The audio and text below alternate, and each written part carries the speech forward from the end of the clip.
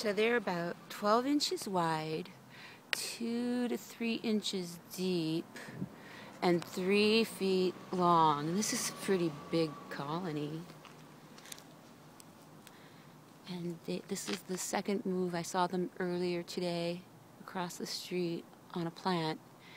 But I think this is where they're going to end up spending the night until the beekeeper comes and takes them away. Look at that. Wow. Beautiful bees. Let's get a nice close-up. Bees. I think the queen is somewhere in this crack because everybody's cramming in there.